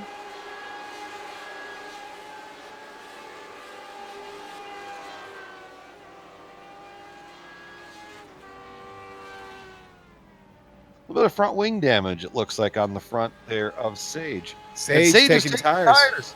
Oh, I mean, that was just the rear went up on the car. Did I see that right? Rear tires? Yeah, only the rear went up on the car. He'll come out 8 seconds in front of Saunders now? It's close enough that, if a mistake happens, he doesn't have time to recuperate. No, very little, indeed. I missed that. Yeah, just the rear tires went up into the air. That's kind of incredible. I don't think I've ever seen a 79 do that before. I was like, wait a minute, that doesn't look right. Yeah, good eye, Sean, on that one. I totally missed it.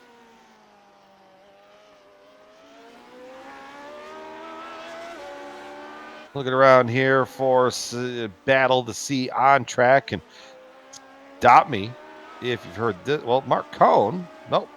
No, Cone. Sorry, Cone and oh boy, this is really going to throw me for a loop. Cone and Ryan Clymer. Corns. Yeah, we have Ryan Corns and David Clymer that had the battle. Well, Mark Cone and Corns also have very similarly painted cars from what I saw on my screen very briefly. So you see the Pink Panther special with. Yep, that was and Jaegerliner making his final stop as well. Dustin Wardlow, I think Wardlow's probably going to get the jump over Mark Cone. Just looking at the stopwatch, well, it might be Dustin real close. Coming in here. Dustin's coming in. We're going to have to keep an eye on it. Yeah. Because now that Cone's got a battle with Clymer, and Clymer is on an alternate strategy where he's going to be pushing that car, literally maybe getting out of it to push it across the start-finish line at the end. Well, and you know, with that earlier stop, Clymer is going to have lighter fuel. See Aaron Morgan on pit road as well, down and away. Wardlow's in. And Reagan gets by Morgan. Leapfrog there. Dustin Wardlow has leapfrog away. Mark Cone. Oh, here we go. This is going to be a battle with all three of them. Here they come up the hill. Wardlow just getting going. Well, Wardlow got a pretty bad exit off of that corner, which is just going to stall that momentum, which is probably going to bring Mark Cone and David Clymer right back up to that rear wing. Of course, all the drivers with similar names have to run next to each other. Right. Just to confuse a poor broadcaster. You know, it's a name I don't feel that we have mentioned since the start of the race. Little Train. Right now, riding in the 6th spot, hasn't made his final pit stop yet. Yeah. But let's go on screen. Clymer go, taking the spot. Woo! I thought they made contact. Maybe not. Close. Yeah, very close. Probably couldn't have put a piece of bologna between the two of those cars. On board with Mark Cone here on the replay on that DMLC Racing Channel camera. There's the turn in, and you see. Well, it wasn't contact, and thankfully it wasn't any net code involved, because that is certainly one of those situations where you fear that something like that may happen. Finian on pit road, down and away for the driver of that number 94 machine. We also have 5 laps to go, coming to 4 laps to go this time as Sage crosses the line right now. Man, Wardlow picked up 2 spots on that pit stop, staying out that 1 extra lap. Again, Clymer's on an alt strategy, but he still picked up the spot to get out in front of Clymer and drops Mark Cone now. Cone's a full 2.5 seconds behind. Mark Cone now riding in the 10th spot. I'll be curious to see, because we still have, as I was talking before, that battle on screen, Little Train. He still has to make his final stop. But as we're noticing, you know, these guys are taking less and less fuel to get to the end. So I think Little Train, who is in now, he's probably going to just top that thing off with fuel and go. I think he will probably merge out back here with this battle between Wardlow, Clymer, and Cone. Man, we are going to see a battle for P2 before this is over. I don't know if we'll see a battle for the top spot, but Otis is catching Saunders. 0.3 of a second last lap. Absolutely right, Sean. I mean, that gap is closing up there. Oh, and Little Train's going to come out right in the hornet's nest here. He's going to come out right in front of Wardlow. Wardlow's carrying the momentum up front, up the uphill. But it looks like Little Train's going to just sneak away just far enough. Keep an eye on that race.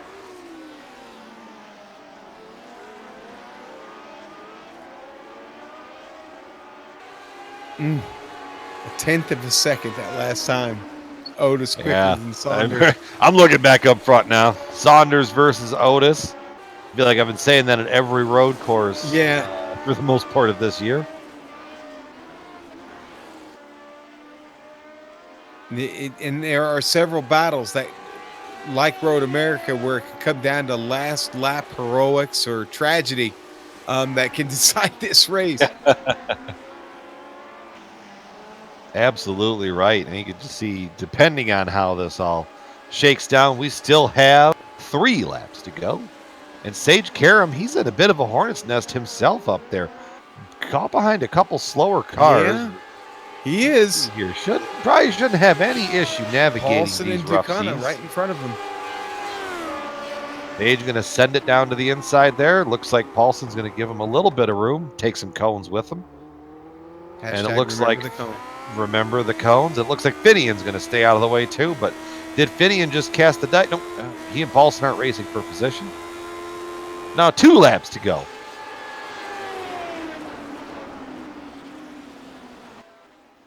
And 2 laps to go for Saunders and Otis as they just got across the line. Otis got it under a second.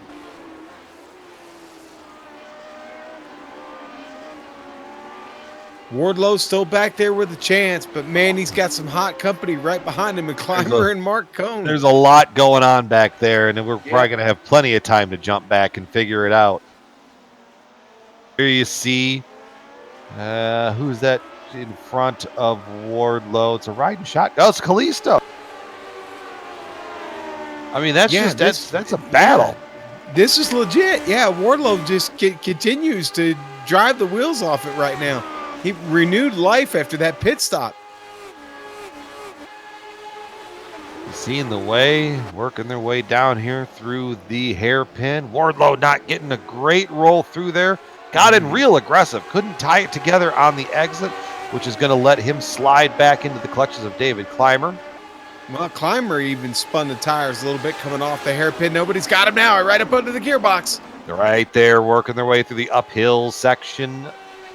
White flag in the air, though, for Sage Karam. 2.3 miles separate him from yet another victory on the road. And look at that lap time in 1996, just for good measure. Wow. Showing everybody, no. I've had this all along.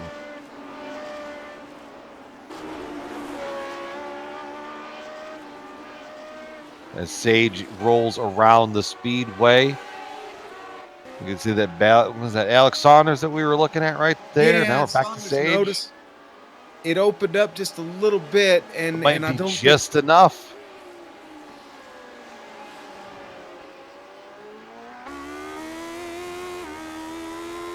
But all eyes on Sage Karam as he works his way through the S's for the final time today on lap 50. Left, right.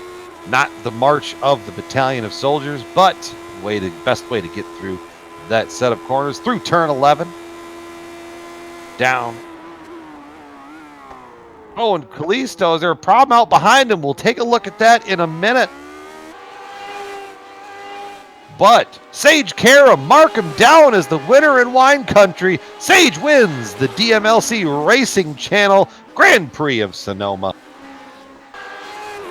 Back to the second spot. Looks like Saunders is going to hold that out over Otis. Solid points day for Otis. Probably going to extend that out.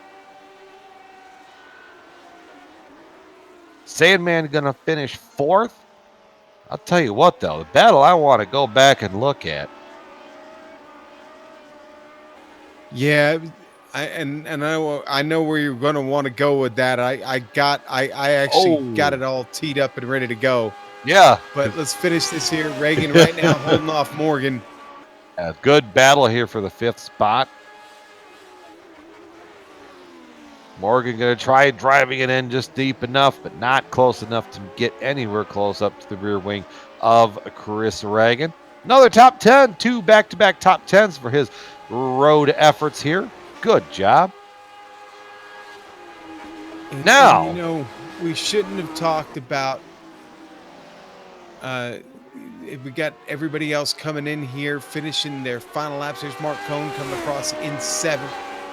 Yeah, remember that because Mark Cohen was not in 7th that lap prior. No, but good on him to get through the trouble and get there to do it. So let's show everybody at home what happened. Sean, I'll let you talk about this one. Well, I mean, Wardlow's going to go diving down in there, and Lionel Kalisto right in front of him. He just gets into the back of Lionel, and the bad luck for the Candyman continues. And you see Mark Cohn get by on the Pink Panther, and Clymer was the one who got stuck up under him, on board with Wardlow here, and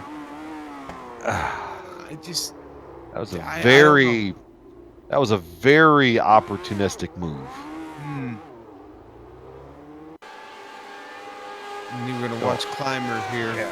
On board here. He's going to wind up obviously where he doesn't want to be. He would have preferred to get past this. He would prefer to probably do what Mark did and just slide out there to the left. Whoop. Yeah. Trying to turn it away to get underneath there. Still worked out all right. So,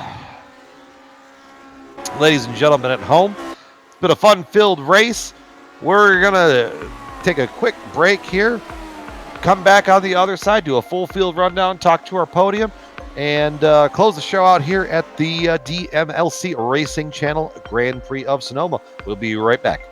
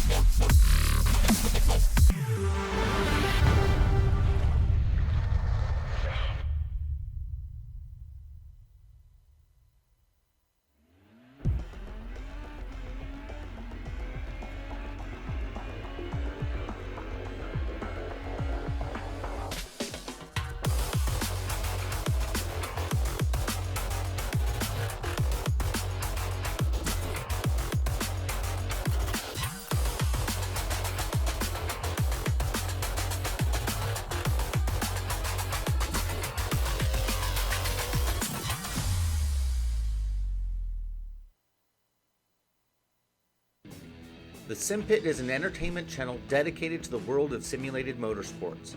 The Sim Pit is a leader in providing the sim racing community with news, reviews, interviews, DIY pieces, and instructional videos to make sim racing a better experience for all.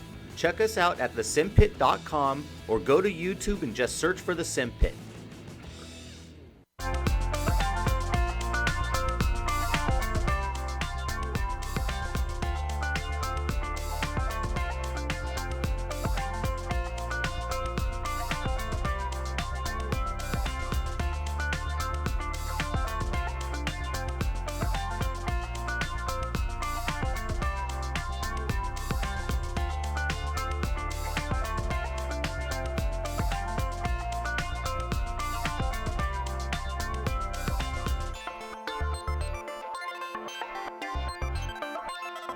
Welcome back to the Grand Prix of Sonoma here for the Lionheart Retro Series.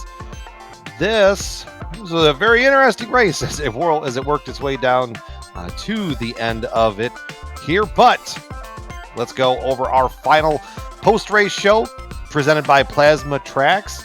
Now, if you haven't heard of Plasma Tracks, this is the website for you.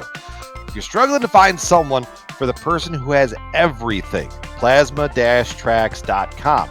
They produce original racetrack wall art, motorsports trophies, home decor, motorsports fabrication. It's all sorts of things that they can do on their website. And I promise you, boys and girls, words do not do justice to the uniqueness of their wares. The only way to fully appreciate the artwork is to see it for yourself. But I promise you, you're going to go to that website and you're going to find at least 3 things that you want to buy, which is a great thing because if you do go to plasma-tracks.com, and we sure would like you if you did, you use the promo code LRS2019, 25% off of your order. So, let's go through the full final results presented by SimPit here.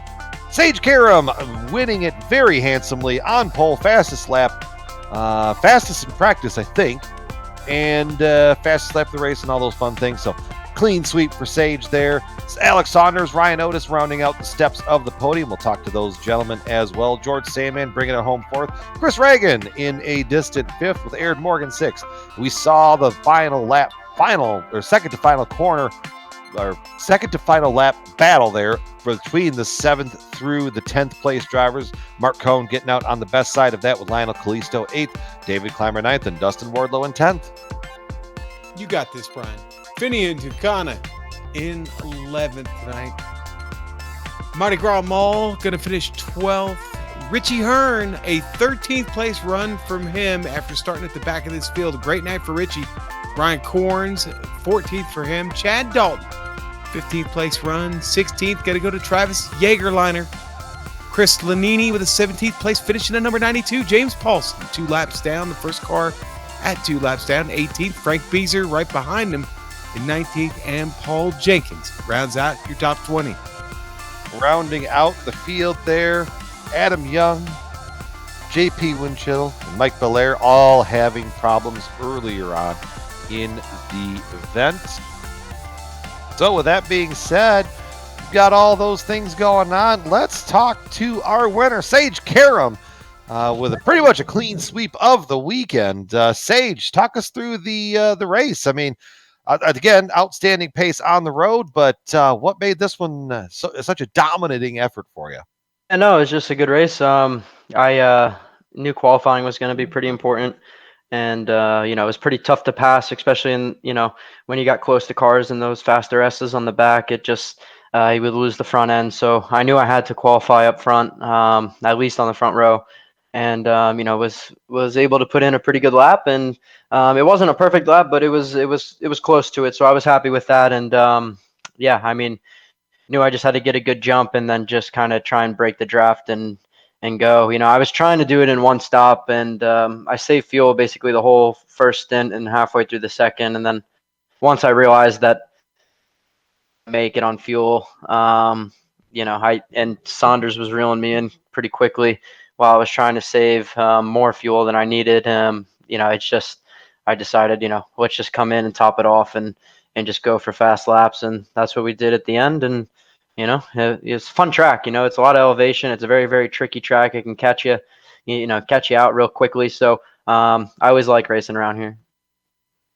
Well, I mean, it shows any time a driver is happy with the track they're at, they usually tend to do a lot better, and you definitely led the way down that way. The rest of the schedule, we're looking at the final 4 races of the event of the year, basically including this event. 3 out of the last 4 on road courses. That's got to get you a little bit excited, or are you going to stay around the rest of the year? Do you have other commitments? WRC racing? You racing all over the place, man. Yeah, I mean, my real life racing schedule is done now, so I'm in off season. So I'd like to come to the ones that I can, and I think I'll try and make them. I got to actually get surgery on my elbow on the 22nd. So but I'll still come and try and race. I did it when I had shoulder surgery too. I just put my upshift and downshift as buttons on the right side of my steering wheel. I couldn't use my left hand. I just drove around and upshift, downshift with the 2 buttons at the top of the wheel. So it's doable, but it'll be tough. But I'm gonna try. If you do that, make sure you get a video and post it in the Discord, because I would love to see just how in the hell you drive around a place one-handed shifting. A pretty impressive effort there, Sage. So I mean, you got all the your real world commitments out of the way. You got all those different things going on. I mean, just from the road side, I mean, this just has to fall right into your strong suit. I mean, what do you feel as the driver makes you so just dominating at some of these events? I mean, we were, me, Otis, and Wardlow, we were talking about it earlier in the room, and we're just, the road racing is just fun just because, a lot of the issues that you might have in a race, if you do have an issue, is mostly because you screwed up. And then on the ovals, you could be running up front all day long, and you could get, run into, or somebody spin in front of you, and you just have nowhere to go. So, the errors that happen on the road courses are mostly in your hands, and that's why I enjoy racing on the road courses so much. And the ovals are more of a lottery. But it's all good. Especially in this car, it's mostly pack races everywhere you go in this thing. So I don't know. I just enjoy the road courses. I come from a go-karting background, so just grew up on them. And not to take anything away from the ovals. Usually, actually, in real life, I've had most of my success on the ovals. But I do enjoy racing on the road courses a bit better. Sounds good. Any final shout outs before we depart ways here tonight? Just everybody at Kawanda, VRS, GSRC, Lionheart, everybody that's a part of the league. It's a great group of guys. If people are out there looking for a league they want to try and get into, really cool group of people that are never going to lead you wrong and are going to race you hard and clean. So love being in the league and looking forward to the next one. All right, sounds good, Sage. Have yourself a good night. We've got a big month off, so that should work out perfect for your surgery, and hope everything goes well there as well. Yep, thanks. All right, so that was Sage Karam. From the top step of the podium to the second step of the podium, Sean, you caught up with Alex Saunders. Yes, I certainly have. Alex, a great race tonight on a tough course. How tough was it for you? Man, I'm dying. My hand is killing me. This was a real workout, man. It is. Yeah, especially in the Lotus 79. Talk about that workout. What are some of the biggest challenges out on this circuit? Well, I insist on using an H pattern because it's just so much more fun. Yes. Which means I'm yeah, I know, right? Real men. I'm driving one-handed most of the lap, and you got all these bumps and long corners, and I probably have the force feedback set too high. So yeah, I my entire left side feels like I got a good workout. Well, you got a good workout, and you got another good finish after taking the big victory there at Road America. P2's got to feel pretty good. I would say you're pretty hot right now. Man, I don't think I've ever been quite so happy to finish second before. I didn't have a great qual. My first lap ended up being my best lap because I botched the next three, and real hard to pass here, obviously. And then I had the little issue into turn one that cost me the spot, and then I was just kind of stuck. Couldn't do anything, so I figured I'd roll the dice with the pit strategy, and I was able to get some clean air and just go for it. So that was fun. Well, it was sure fun watching you. The season winding down, but I know you haven't been able to run the full season. Your performance, the competition here, does that lead you to think that maybe you'll try and make the whole season next year? Yeah, that's definitely the plan right now. I wanted to do the full season this year, but real life got in the way. So next year, hopefully all that's cleared up and I can do it because, it's a blast driving this car, period. And you get a pretty good group of guys to run with here. You get the road oval thing. And I mean, the competition keeps getting stronger too. Cause we had, we had a couple road courses last year that weren't the most competitive. And now we've got, you got big clumps of guys racing for positions all through the field. We got Sage out there giving us somebody to chase. It's really, the series is on the up. On the up indeed, and so are you. Congratulations. Anybody you'd like to shout out to, sponsors you'd like to thank this evening?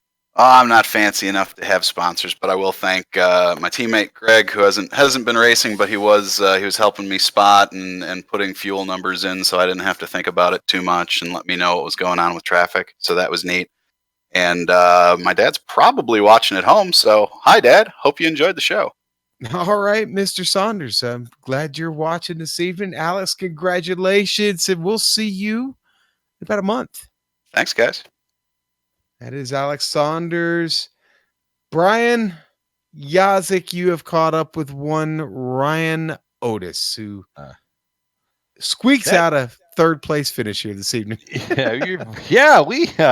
We had all sorts of fun there, Ryan, trying to pin what the strategy was to try to leapfrog Saunders over that last stint. Was that kind of the plan, was to try to run it real light on fuel and see if you could get the advantage that way? Oh yeah, that was the plan. It didn't quite work. he jumped in front of me after the first stop because I had a super bad in lap and just kind of made a mess of it. And so I knew I was going to lose the position.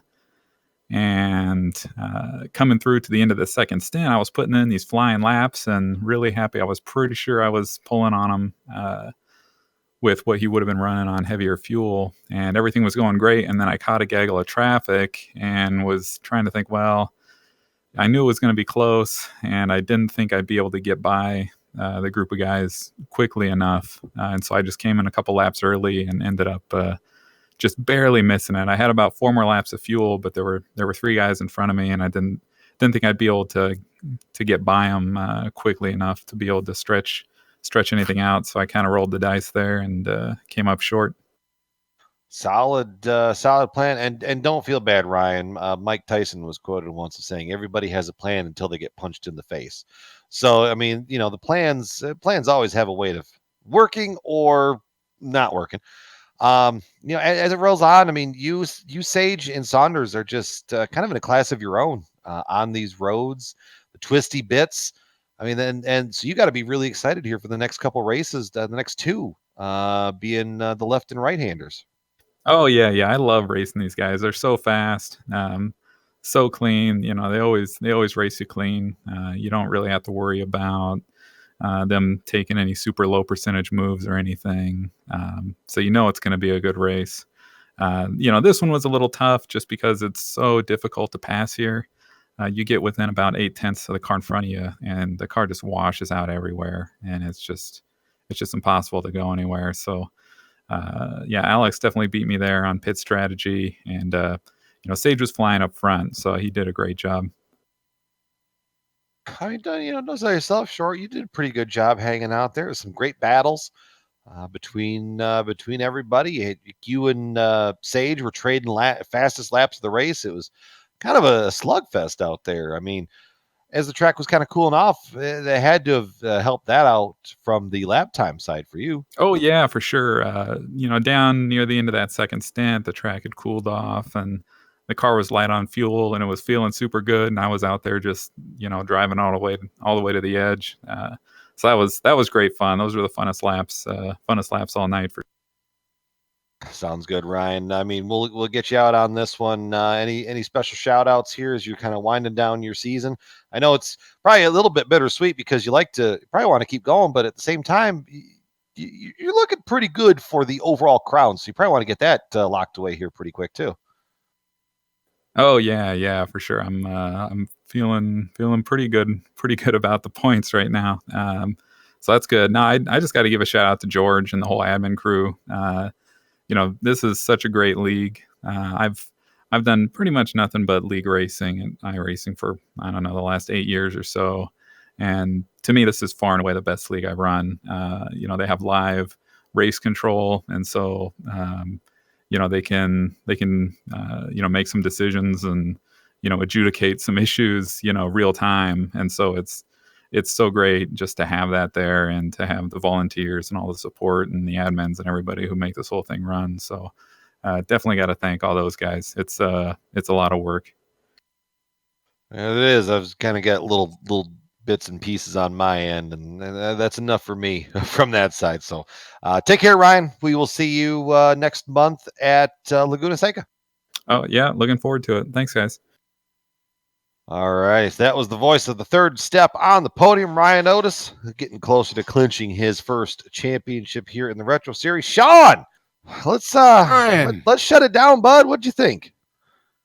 I've had fun. It's a blast. I love coming over here and doing these Lionheart races, and again, I am a fan of Sonoma. I'm a fan of wine country. And honestly, I can't wait to get up to Sonoma. I may honestly try and catch a race up there next year. It's on my list of we're going to try to get to Long Beach and we're going to try to get to Sonoma next year. So, I mean, honestly, Long Beach is an hour and a half away from me. If I don't get to Long Beach next year, I probably should be fined. Sonoma, a little bit, about 6 hours. So a little bit more effort to get there. But the Lionheart IndyCar series, the Retro series, they need to be here once a season, every season. So it definitely gets my vote. This configuration is fine too. I'm totally okay with this one. I know there's 4 different ones to choose from, but I think this one puts on an entertaining race. I certainly love the trip down off the carousel, down the old drag strip, down to that double apexer or triple apexer, even if you want to consider it that, depending how you drive it.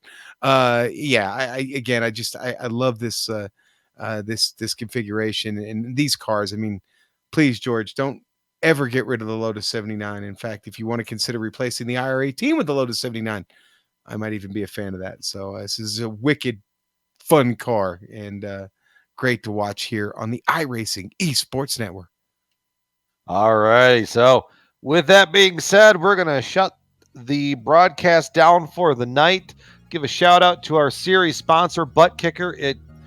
I just lost my whole train of thought in the script. Sim Experience for the overall series, but Butt Kicker also for spending their dollars here in the Lionheart IndyCar series. And Mark Cohn, also from the DMLC Racing Channel, for sponsoring our event. Series organizer, George Anzaldo. You heard some of the guys mention him as well. The hardworking leader, fearless leader from that side. Also, we have, you see all the other sponsors on the screen as well. And then that screen's going to flip over, and that's going to show you all the software and the hardware that we use for our broadcasts. See, look at that. See, I know how this step goes. I don't even have to look. Additional thanks to June Lalonde, who also provides our fantastic music. See the screen on how to get a hold of them. June Lalonde having the Bandcamp website. Shout out to Sean for coming out and hanging out with us over here in the retro side. Amjad and Dougie. If you'd like to find out more about GSRC, you can do it at www.globalsimracingchannel.com, along with archived races and upcoming broadcasts. We're also on Twitter at GSR Channel and Facebook, facebook.com/Global Sim Racing Channel. Next race, we kind of mentioned it a little bit. We got a nice little fall break, November 20th in the Retro Series. Coming up to do the legendary Laguna Seca Raceway. You see other events on the screen as well. So mark them down on your calendar and come out, check them out when those come live. So until next time, kids, remember, keep your right foot planted and keep the connection stable, and we'll catch you on down the road. Have a great night.